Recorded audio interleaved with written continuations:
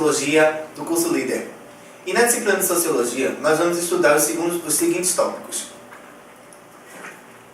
O que é Sociologia, as origens da Sociologia, espécie humana. Nessa primeira aula, nós ficaremos com os primeiros tópicos. O que é Sociologia, a origem da Sociologia, espécie humana.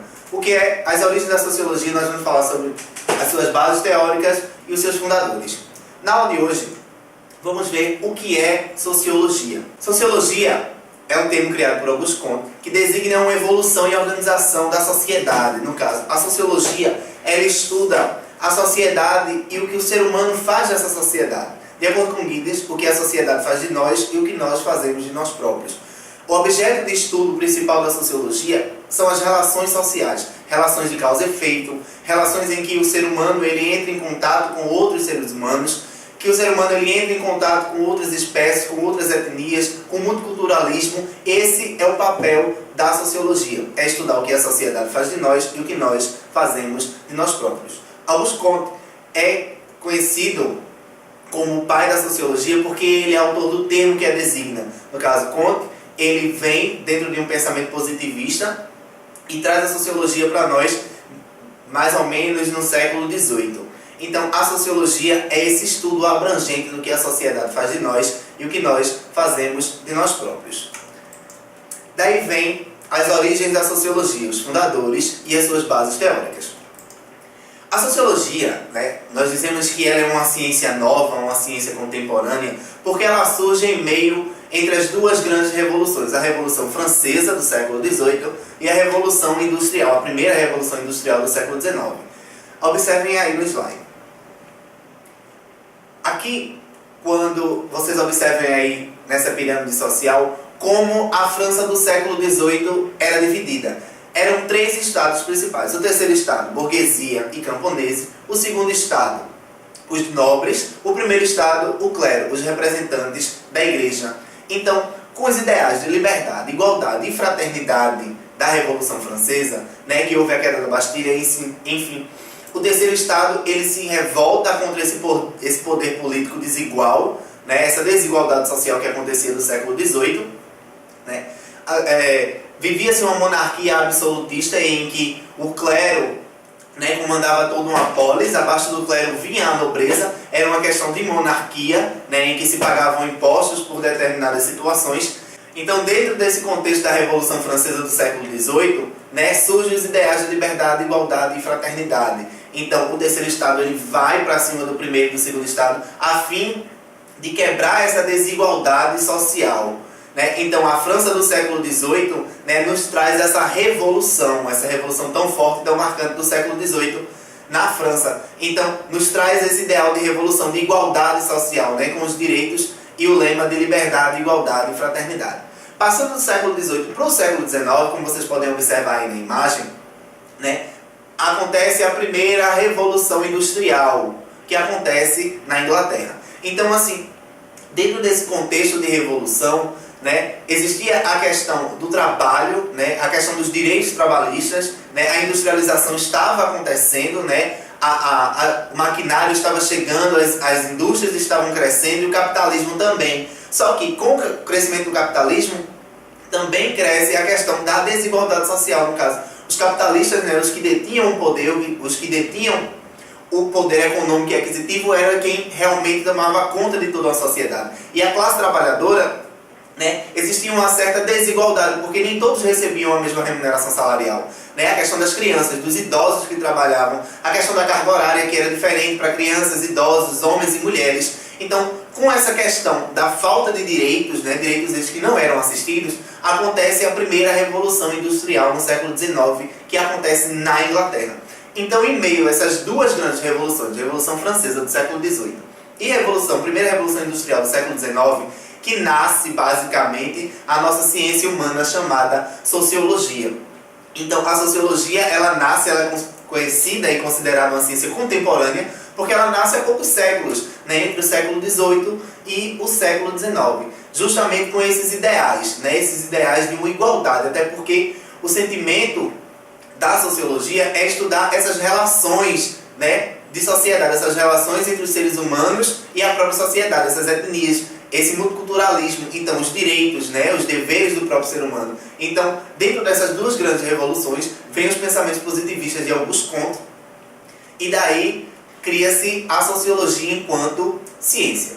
Falando em Auguste Comte, né, ele é um dos primeiros teóricos que nós vamos falar. Vocês podem observar aí no slide. Comte, ele é considerado o pai da sociologia por ter sido autor do termo que a designa. No caso, é Comte que cria o termo sociologia, né? Auguste Comte, ele entra dentro de um pensamento positivista, ele fala de uma sociedade ordeira. Como assim uma sociedade ordeira? Auguste Comte, ele fala de uma sociedade que a partir da ordem chegaremos a um progresso. Então, Comte, ele vem dentro desses ideais. Se vocês observarem a linha de tempo, Comte, ele vive basicamente os ideais de liberdade, igualdade e fraternidade da Revolução Francesa. Então, assim, dentro desse contexto, né, Comte fala dessa sociedade ordeira. A partir de uma ordem, né, chegaremos a um progresso. Em uma sociedade em que se tenha uma ordem, que você saiba o que você está fazendo, o que você está falando, dentro dessa questão de positivismo, né? Comte chega a influenciar Luiz Lemos, né, que é o criador da nossa frase que tem na bandeira do Brasil, ordem e progresso, sofre também influência de Auguste Comte, justamente por essa ordem, por esse progresso, por querer um ideal em que os países, né, a sociedade, ela entre em um ritmo em que convenha para todo mundo. Só que, em determinados momentos, né, essa sociedade ordeira, ela se torna desigual, né? Acontece uma segregação, né, entre pessoas, entre espaços.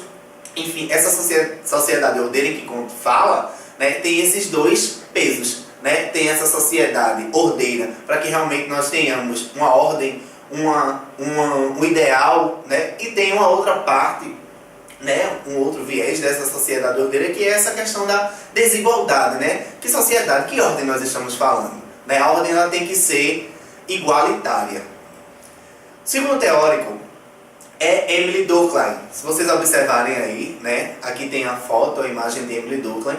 Durkheim, ele fala, né, da questão, ele faz um estudo bastante importante dessa questão dos fatos sociais. Né? Ele faz um estudo muito interessante sobre a questão do suicídio enquanto protesto social. Né? Durkheim, ele fala da estabilidade social, da coesão social. Durkheim, ele diz, né, ele tem os pensamentos positivistas de Auguste Comte, ele pega esses pensamentos positivistas de Auguste Comte, só que ele vai para uma via meio que oposta. Né? Durkheim, ele fala dessa questão da coesão social. Nós temos que saber onde estão as patologias sociais. Né? Onde está o problema da nossa sociedade, porque nessa fase de transição entre ordem e progresso estão as patologias sociais, né? Onde está o déficit da nossa sociedade. Então Durkheim, ele fala justamente dessa questão do déficit. Vamos primeiro tratar, saber o que a nossa sociedade precisa, o que a nossa sociedade clama, aí chegaremos realmente a um progresso, não pulando de uma ordem para um progresso. Não que o pensamento de Auguste Comte não seja feliz, mas Durkheim, ele fala justamente dessa questão da patologia social, da coesão. Vamos fazer com que todos andem, né, que todos compartilhem de uma mesma ideia, de uma mesma situação. Então Durkheim, ele chega a dizer, né, dessa questão da estabilidade social, que você só chega a pedir uma melhoria, você só chega a pedir algo para a sociedade se esse algo for benéfico primeiramente a você. Esse é um dos pensamentos que tornam a nossa sociedade segregacionista. Então, assim, essa questão dos fatos sociais, né, do próprio suicídio enquanto protesto social, da coesão, Durkheim, ele fala que deve haver realmente uma interação, né, entre a ordem e o progresso. E o terceiro teórico que nós vamos falar é Karl Marx, né? Como vocês podem observar aí no slide, Marx, ele vai de 1818 a 1893. Marx, aqui está a imagem de Marx. Marx, ele fala dos aspectos econômicos serem determinantes na mudança da nossa sociedade.